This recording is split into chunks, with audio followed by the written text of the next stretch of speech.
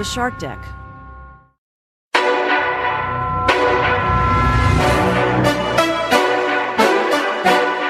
Hello and welcome to Palace Intrigue. I am your host, Mark Francis. A fun headline from page 6. Meghan Markle disappointed Harry had very little money when they met. Well, that makes sense, as Meghan said she didn't really know anything about the royal family. After all, who had ever heard of the Queen of England as a concept or anything like that? Tom Bower, author of Revenge, Meghan, Harry and the War Between the Windsors, told the Daily Mail her great surprise and disappointment was that Prince Harry had very little money. She had imagined he would be worth hundreds of millions, if not billions, and she is having to make up for it now. Meghan wants to ride in the big Cadillacs, the private jets on command. At the moment, she needs to scrounge for those sorts of things. Hopefully, between the estimated $100 million from Netflix, the $25 million from Spotify, and the proceeds from Harry's book, Meghan will be able to afford a caddy. Tom McQueen's new book, Gilded Youth, quotes an Eton contemporary of Harry's who said, "Harry hated all that politically correct stuff, all that woke nonsense. He was funny, a bit cynical and great company, because like the rest of us, he made jokes that we are no longer allowed to make. After Meghan came along, he changed completely into what he would once have been the first to mock, a sort of guardian reading tree hugger. It was all Meghan's influence. We used to joke that she must be very good in bed to have turned his head that far." Gilded Youth also quotes a former Kensington Palace aide who said, "They feel it's the two of them against a cruel world, and their battle isn't just for them, it's for everyone who has been badly treated by the press. They can't do anything without feeling it has global significance. Harry was never like this before he met Meghan. He had no ideas of his own.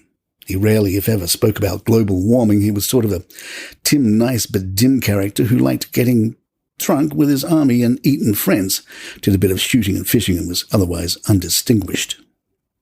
The book also quotes a friend of Harry from his clubbing days who told the author that Meghan likes to mix exclusively with celebrities.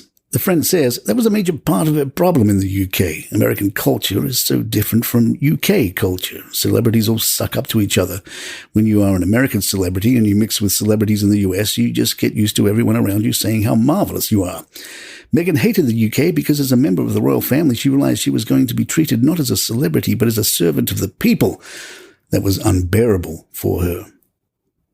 Some more fun from Harry's pre-recorded segment with Stephen Colbert includes this exchange.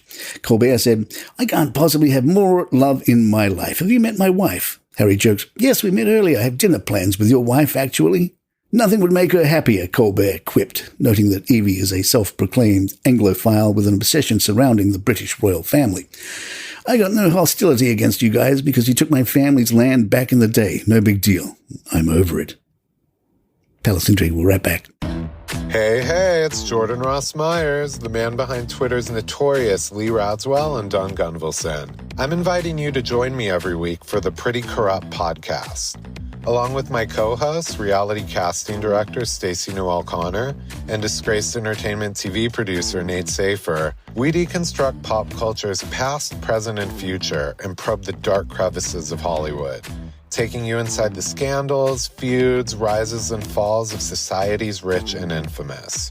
Alongside interviews with our celebrity friends and special guest hosts, everything is fair game on the Pretty Corrupt podcast. Every Tuesday on all streaming platforms and at storicmedia.com.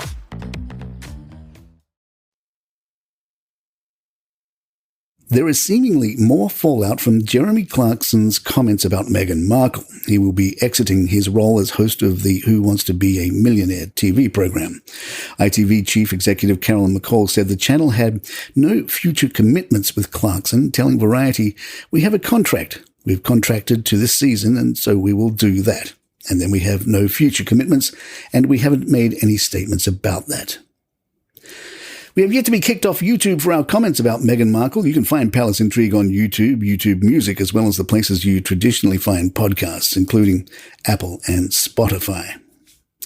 Are you interested in a Miss Piggy given to an older woman by a horny teenager? Sasha Walpole is putting her gift from young Prince Harry on auction in order to help victims affected by the Turkey-Syria earthquake.